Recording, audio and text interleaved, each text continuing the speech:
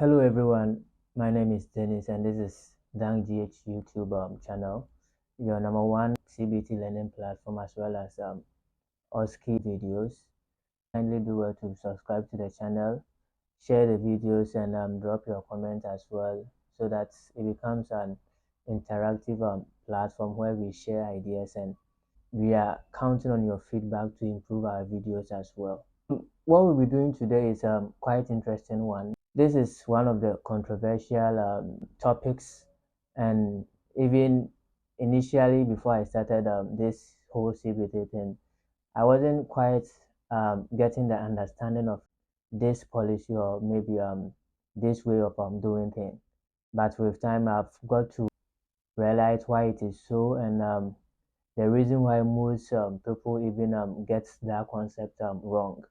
Let's look at the question, think about it, and maybe give your own answer in your head, and we will just digest that question.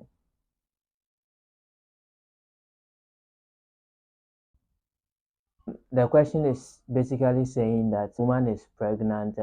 She came to the ANC with the husband. However, the woman cannot speak or understand English. So, as a nurse or maybe a midwife, how will you communicate with such patient? Ideally, option A and B would have been appropriate. That is either you let a colleague interpret if the person understand that language, or maybe if the husband is there. I mean, why not? However, when it comes to CBT or UKNMG CBT preparation, that option is entirely wrong. The correct answer is you book a professional interpreter, which I will explain to you.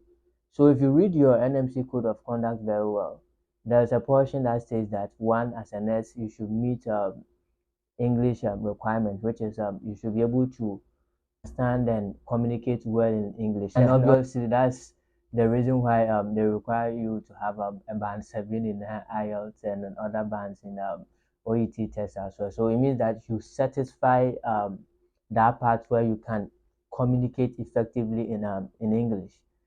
Now, they also add another part of it that you should take reasonable steps to meet the communication needs of others.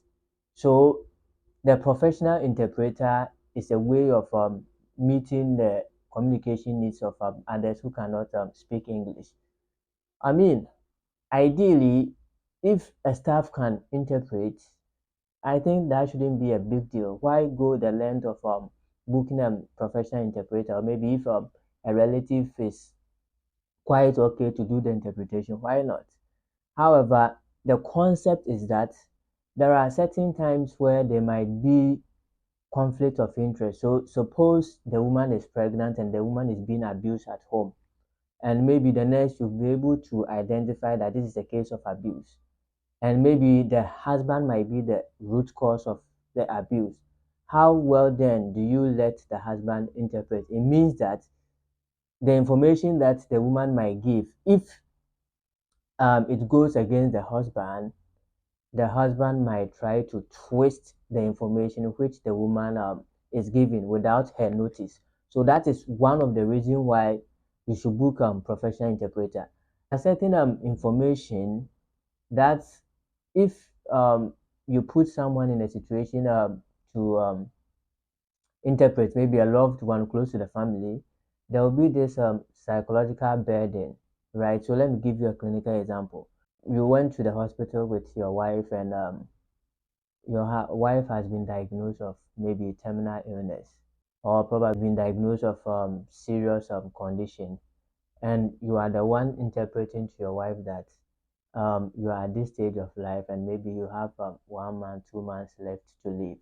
It means it kind of puts kind of trauma, I mean, to go through that ordeal is really unpleasant. So the best way is to let a professional interpreter do the interpretation or convey the message. Mind you, professional interpreters they've been trained in a way to convey certain messages in a more professional and formal way, even if it's really a bad news in that way. So that is why it is very, very important to book a professional interpreter when someone cannot really understand the English, or maybe they cannot speak English. So mind you, whenever you are taking the CBT exams and there's a question where someone cannot speak or understand English, the obvious answer is book professional interpreter. Don't look anywhere else. All right, so there's a difference between one cannot speak English and one cannot understand the accent. That is different. One cannot speak English means they cannot speak at all. With accent, it means it's a bit fast, or maybe they cannot hear it well. In that context, the best thing is to clarify accent. So, or maybe take it slow with the language so that the person can what understand. I hope this video is really helpful, and it can help you in a long way to pass your CBT test. I will just put some questions on the screen. Kindly go through them and give your answers at the comment section. We hope this video will help you with your test, and kindly subscribe to the channel and share the video with your friends or maybe your colleagues who will be taking the test. Kindly check out the OSCE videos as well. Wish you all the best in your exams.